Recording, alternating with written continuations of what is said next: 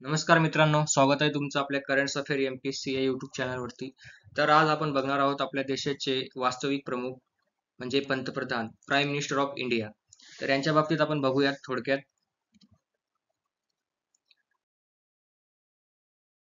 पंतप्रधान prime minister कलम 74 नुसार राष्ट्रपती सहाय्य व सल्ला देण्यासाठी पंतप्रधान यांच्या नेतृत्वाखाली एक मंत्रिमंडळ असेल आणि त्यांच्या सल्ल्यानुसार राष्ट्रपती आपली कार्य पार पाडतील.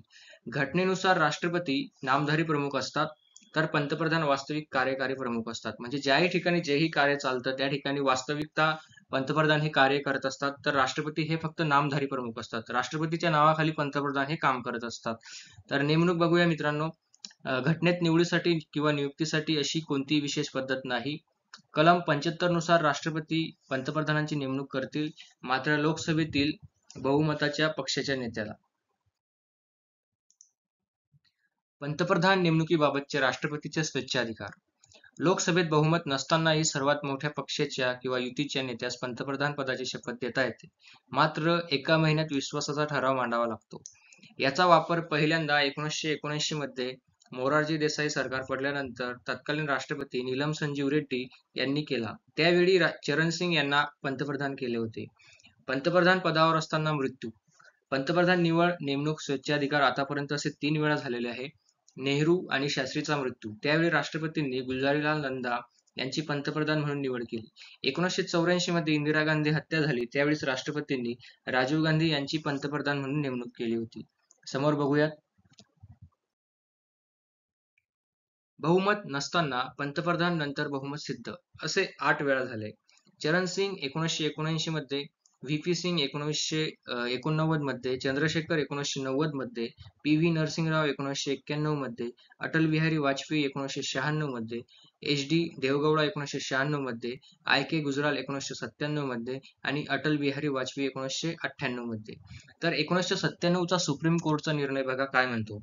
संसदेचा कोणत्याही सभागृहाचा सदस्य नसलेला व्यक्ती पंतप्रधान होऊ शकतो, मात्र पुढील 6 महिन्यात कोणत्याही एका सभागृहाचे सदस्यत्व प्राप्त करणे गरजेचे असते, अन्यथा पंतप्रधान पद हे संपुष्टात येते. समोर बघा. आतापर्यंत 4 पंतप्रधान राज्यसभेचे झालेले आहेत.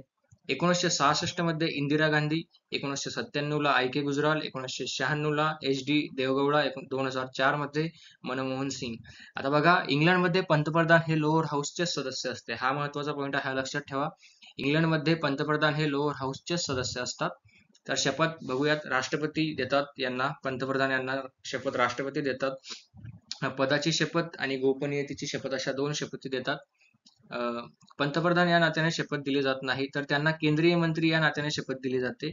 शपथेचा नमुना 3ऱ्या परिशिष्टामध्ये 3ऱ्या अनुसूचीमध्ये दिलेला आहे. यांचा पदावधी आणि टर्म बघूयात. पदावधी असा निश्चित केलेला नाहीये. राष्ट्रपतीची मर्जी असेपर्यंत, परंतु लोकसभेत बहुमत असेपर्यंत पदावरती राहतात. बघूया पगार व भत्ते.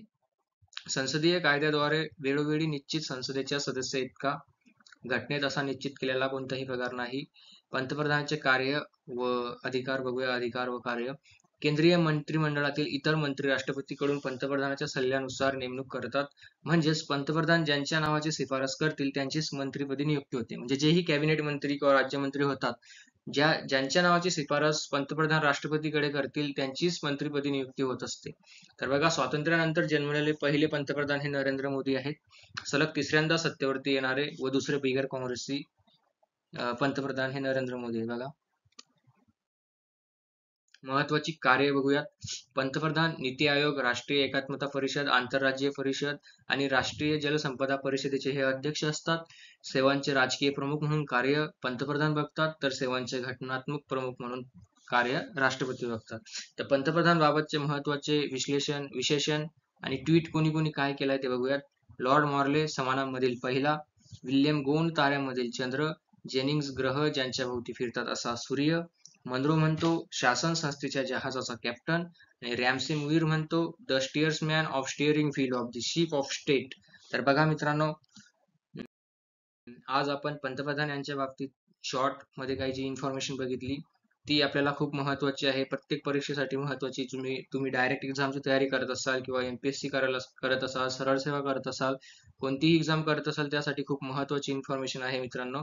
जास्तीत जास्त मित्रांना शेअर करा, लाईक करा, सबस्क्राईब करा. तोपर्यंत आपण या ठिकाणी थांबूयात आता. Thank you very much.